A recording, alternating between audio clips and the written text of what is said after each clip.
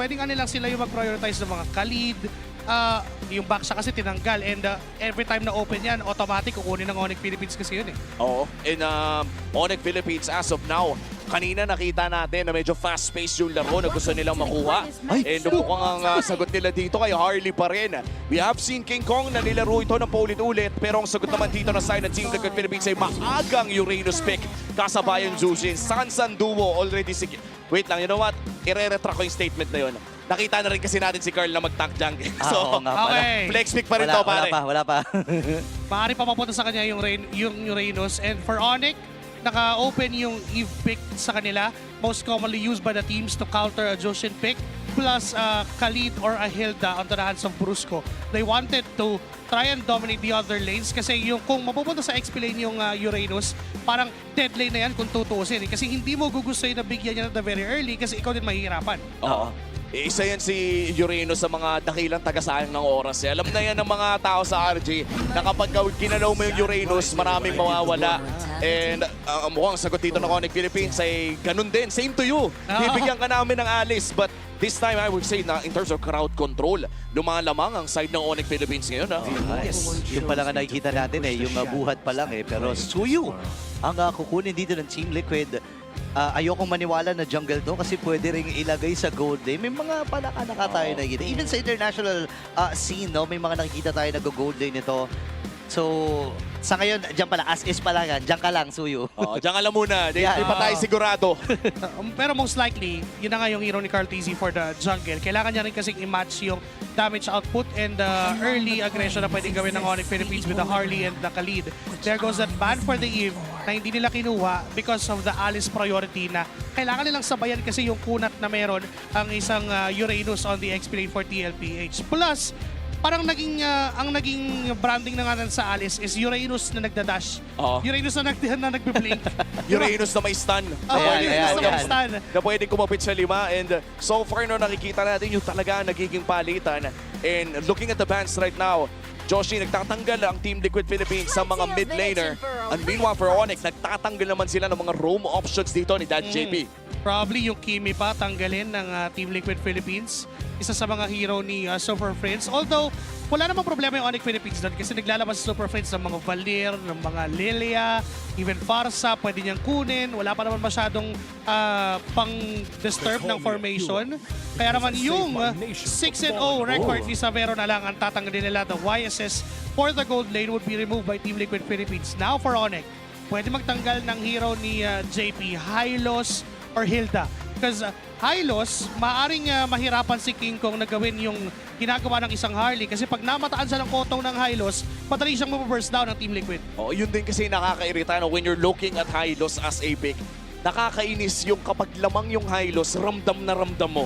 At ang hirap din pasukin because of the stun na napakasimple man pakinggan ay napaka-effective naman with the bonus movement speed as well. So nag-atay tayo ng final ban dito mula sa Onyx Philippines. Potentially, pwede pa silang magtanggal ng another pick for JP and they will be going for the Hilda instead. Tandaan natin, si JP ang may hawak ng Finals MVP Hilda noong last season. At saktong-sakto lang, natatanggalin yan. Pero ito na, mga pare ko, makakapag-MMR na si Kuya. Remember, 7-0 ang Claude ni Teddy. So talagang kinuha na nila ito.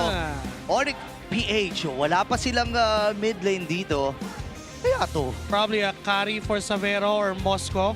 Either of that two. For Super Friends, mataas yung value ng Farsa or even the Kimi. Kailangan nila ng damage output pa na kayang tumulong doon sa isang Harley. Kasi if they want to put that Harley as their main damage dealer, kapag na-zone siya ni Sanford or tinamaan or ma-zone siya ni JP, whatever hero would JP use, ay mahihirapan ang Onyx Philippines. So kailangan ng karampatang dagdag doon sa damage output na yon.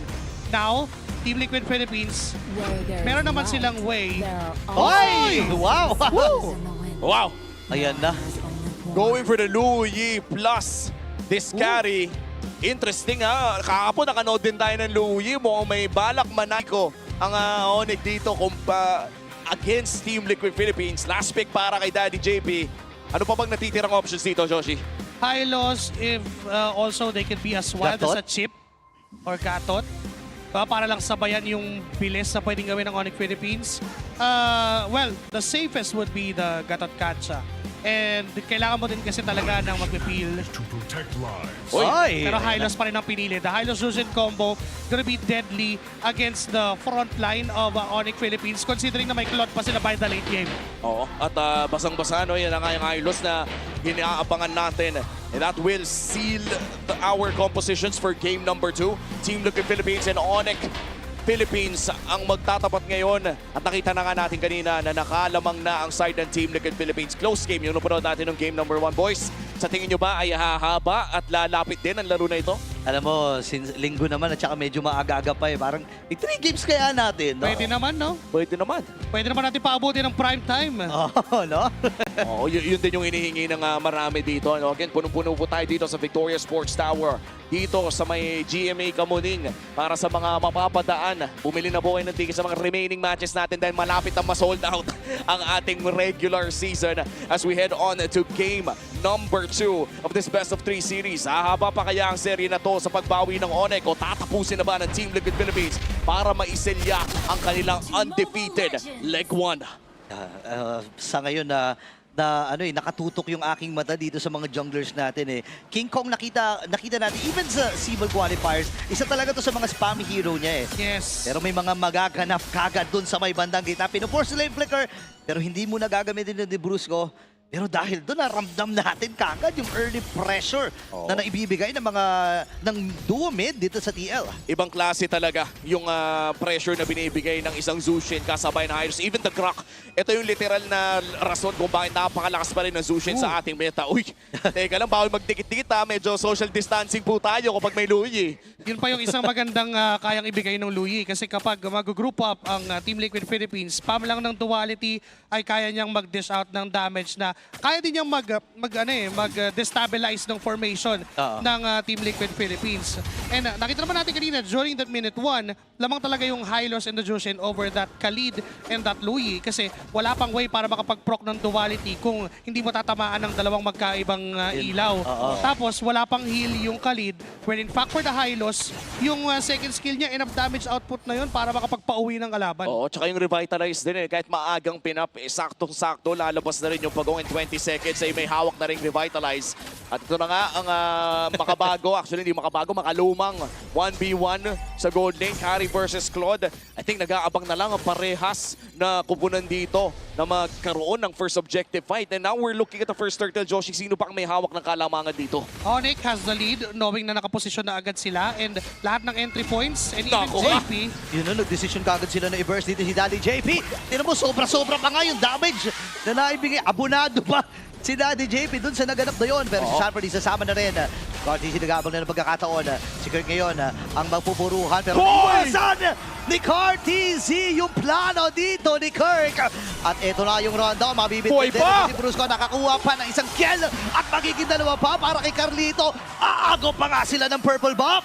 At ipopoke pa nila si Super Friends. Ang daming nakuha ng Team Liquid Philippines para sa presyo ng isa.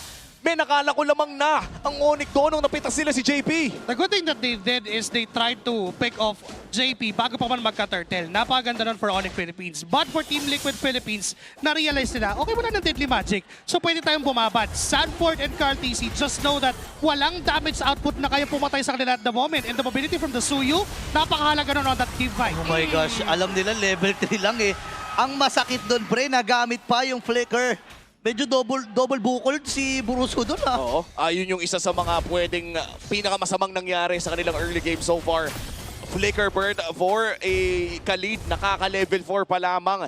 Sayang no, yun yung mga panggulat play kasi. Kaya sa tingin ko yung Onyx right now, is it viable na medyo play safe muna? Teka lang, ayaw nila! Si Sanford ang bibigyan pero buhay pa ba? Hindi! Kasi nandun yung Throne of Ruins para kitilin ang buhay niya.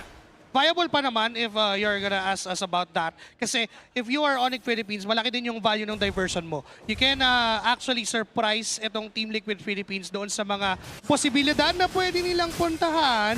Okay, Brusco, alam nila na walang flicker to! Nabilangan men sa may get out! Hindi lang yung flicker, wala ding Raging Sandstorm. Wala rin. TLPH ang target ata nila ngayon. Walang iba, di si Brusco. Nakita rin ginamit yung Glorious Pathway para talaga ma-secure yun. And this is also what we've been talking about during the Keys to Victory, the high uptime stunts na meron ang Team Liquid. Considering that they have the silos, ang mabilis lang yung cooldown ng Kotong na yun. And paulit-ulit lang na ganun yung ginagawa ng Team Liquid Philippines because they know na 2 minutes yung cooldown ng Flicker. And that's the only way that the Khalid can survive kung wala siyang Raging Sandstorm. At ngayon may mukhang magsisimula na laban para sa Pagong. Diversion play mula sa Onyx Philippines para mag-reposition at rekta kay Sanji ang play. Ako naiwasan yung Raging Sandstorm pero yung Throne of Ruin ay tumama. Andun yung Glorious Pathway. Si Kirk na magiging target nila. Pero makakatakas pa ba? Hindi! Cartesi ay naka-mega kill na.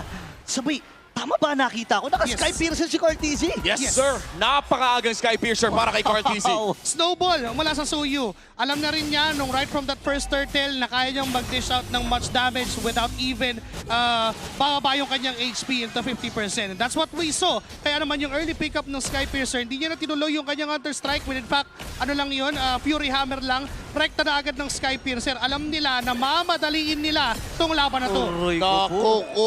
Tinan mo. Ay, naku po. Ay! Pinapasok ba ni Sanford dito? Napiritang mag-quick sand guard itong si Brusco at malaya nang makukuha ng Team Liquid yung Torres sa may bottom mo. All because of that aggression na ginagawa ng Team Liquid Philippines, space is given to Teddy. Sanford though, Okay, Flicker ay nagamit niya, pinagtulong-tulungan ng apat. Pero maraming ultimate na nakomit doon.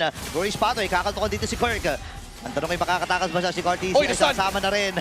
And this time ay pipilitin niyang umiwas pero ang laki na nung damage ng Piercer men. XP for XP ang naging palitan nila at ayaw pa ata ng Team Liquid Philippines tigilan. Ayaw. Ang Onyx na nakawan ng purple buff at wala atang magagawa ang side ng Onyx dito. Bukod na lamang na bigyan si Sanji pero easy Crimson Beacon out lamang ang kanyang call. 3,000 ahead, Team Liquid. judging by the time elapsed, nasa 30 to 40 stacks ang Piercer ni Cartesi. The moment na umabot pa siya ng 80 dito sa game na to at hindi siya mabigyan ng Onyx Philippines, magiging mahirap na to even for Kirk na pumunta doon sa gitna ng laban kasi paulit-ulit lang siyang pwedeng timingan nung stun ng isang Hylos, nung stun ng isang Suyu, and yung buhat ni Sanji. Hindi siya makapag-blood gleam out eh. Oo, tsaka parang mape-pressure ka na rin if you're the Alice at this point na kailangan mo agad umulti. Sanford, looking at 4 members. Kita ata kagad sila. Oy, naiwasan yung Raging Sandstorm. Alam niya na 4 na membro. Tingnan mo naman, tinutulog-tulugan pa ni Sanford eh. At matapos mangyari yun ay nakanakaw Hello. pa nga si Carl sa baba. Nakakuha ang Team Liquid sa gitna at nakapwesto pa ata sa Pagong. Sanji getting knocked out. Si JP lamang ang natamaan ng Throne of Ruin. Oh my gosh, parang hindi worth it yun kasi yung Throne of Ruins ay nagamit na. May malaking ultimate na kulang para dito sa Onyx. JP, tinan mo sinasalo lang lahat ng mga punishment na nanggagaling dito sa Onyx at malaya nila nakuha yung huling Pagong ng larong to. Perfect turtle take para kay Carl TZ at mukhang may play na naman ang Team Liquid Philippines sa taas. Isang tore ang kanilang makukuha. So far for the past 2 minutes, Joshi, mukhang Team Liquid ang nanaig sa lahat ng objectives. Literal na nila landslide at bumubulusok ang Team Liquid Philippines. But the good thing for Onyx Philippines is that hindi pa naman namamatay itong si Savero. Continuous pa rin yung farm niya, mabagal man, pero hindi pa rin naman siya napipigilan, hindi pa rin nasa-stop yung pagsiscale ng carry. And this is the remaining win condition for Onyx Philippines. Kailangan na rin tulungan ni Super Prince, ganyan, na bilisan yung pag-ikot neto ni Savero, dalhin siya doon sa mga lugar na kailangan niyang makapag-farm para din mapabilis. Kasi kailangan na siya eh. Kailangan na ng damage output ng carry. Naku, sobrang kailangan na talaga. Ngayon, medyo nakukulangan ng setup dito ang Onyx. Ang sakit tumatama na. Yung mga Evil Queller, napakahapde. At si Teddy, nako, steady na naman sa kanyang pagbabasag. Tumatrabaho na lang si Teddy doon sa may bandang itaas. Makakakuha ng tore ang Onyx Philippines doon sa bottom lane matapos ang wave na inasikaso nila a few minutes ago. Pero sa ngayon, Team Liquid Philippines pa rin ang mahawak na malaking kalamangan ng 5,000 at para bang hindi na nila pinapalabas ang Onyx around those turrets, hindi makapasok sa gubat ang side ng Onyx. Ang hirap pumasok talaga niyan. Alam mo, hindi lang yan ang nahihirapan eh. Even si Savero, pinag-usapan natin kanina, siya ang pressure eh. Pero ngayon, parang siya atang binubuhusan ng pressure dito eh. Buong Onyx Philippines actually ay pinipressure ng Team Liquid Philippines. They have to stop targeting Sanford at this moment. Hindi worthy na buhusan mo ng skill yung Uranus at mabigyan ng malayang farm ang isang Claude or even itong si Carl TZ. Because the moment na yes, Yes, mapatay nyo si Sanford. Yes, ma-burst down nyo yung Uranus. Pero wala na kayong ibibitaw once pumasok na yung Hylos together with the 3 members of Team Liquid Philippines. Now, it's a perfect time for Onyx Philippines to stop fighting at this moment. Kalma lang, kumbaga. Tiis lang. They have to farm. They need time. And speaking of time, oras na rin ito para sa Team Liquid Philippines. Nakunin ang pinakaunang Lord ng larong ito. So far, perfect objectives para sa side ng Team Liquid Philippines. First Lord, 3 Turtles, Carl TZ making it happen para sa Team Liquid Philippines. Men, gusto ko lang sabihin na level 15 na si RTC, 9 minutes and 18 seconds ata dito sa larong ito. Ganun ka-dominating itong pinapamalas ngayon ng Team Liquid. Oo, at hinihintay pa nila yung upcoming Lord. So far for Onyx Philippines, wala pa namang nakukuhang inhibitor turret. This is good news para sa Sonics. Kaya pa nilang dumipensa, kaya pa nilang mag-scale up on this carry pickup. Pero kung lalagyan natin ng oras, pare, ano ba yung oras na inaantay? Ano ba ang Onyx time para sa larong ito? 15 minutes or 17 minutes, ganun pa kalayo kung tutuusin. And if Team Liquid Philippines manage to get those outer turrets done, hahaba pa yun. Kailangan pa ng oras, kailangan pa ng farm because even yung mga minion waves, pwedeng pigilan ng Team Liquid Philippines na magbigay at magpadala ng minion waves. Pwede nila i-freeze yung 3 lanes. Oo, and sa ngayon mukhang yun ang kanilang tinatrabaho. Pero mukhang makakadepensa naman sa mid lane ng side ng Onyx Philippines. Savero still very healthy in this game. 0-0 and 0. You would rather have that. Kung low kill score game, at least hindi namamatay yung gold laner nyo. Oo nga, no? Dito masasabi natin, parang kung titingnan mo, no, base dun sa KD, parang wala pang nagagawa itong dalawang gold laner nito. Pero kitang-kita kung ano yung laki ng kalamangan ni Teddy dito, no? Kung malaya siya nakakakuha ng farm, and even yung Trinity ay buo na rin sa kanya, Oh, no? that's one item differential. At sa pag-push dito ng Team Liquid Philippines, puputok ang Holy Shields. At here we go. They're going for Savero. Ay, napapasok na rin dito si Sanford. Tumama yung Throne of Ruin, pero asan yung follow-up mula sa Onyx? Cartesi ay monster kill na. At Sanjay! si Sanjay na iniiwas-iwasan yung mga balasa ng baraha. At si Carl ay nakadalawa na rin. 2-man down para sa Onyx. Sky Piercer making it happen para dito kay Carl TZ. Wala man sila nakuha ng inhibitor turret, ay may nakuha silang 2 kill. Hindi pa ata titigilin ng Team Liquid Philippines ang pag-push Ayaw. nila. They want mid lane. Kailangan makakuha sila ng isa. Ayaw talaga tantanan, pre. At dito si Savero at pumipre-hit lang. Sinasalo lamang ni Sanford lahat ng damage. Pat na parang hindi nga bumabakat, men. Talagang naka-flex lang dito si Sanford against 4. Ito yung lamang ng Team Liquid Philippines. At 10k gold lead clearly reflects on what's happening sa mapa. Nandun yung damage output ng Onyx Philippines pero kulang pa rin talaga. Naipit na yung Team Liquid dun sa top lane. But then there are no casualties yet. Papasok ulit sila. May Glory Spotter yung nagamit. Pinipilit nila na umiwas si Savero. Ipitata si Kirk. Nagamit yung kanyang... Naku po! Cartesi ay legendary na 8-0 in 1, ladies and gentlemen. At dito na yung flex ng mga machong horse. Sanji ay nagamit din yung Crimson Beacon. 4 ang bebo lang natitira para sa Onyx. Magiging 3 na lang binibilangan na ng Team Liquid. Talagang aarangkada na ang Stampede dito ng TL. May mga flex na rin sila na ginagawa. Pumasok din si Sanford with a flicker. At ready nang umarangkada ang TLPH. Undefeated sa first leg ng regular season 17. Team Liquid Philippines sweeps Onyx Philippines. That early game lead na hindi na napigilan pa ng Onyx Philippines. Yung Pierce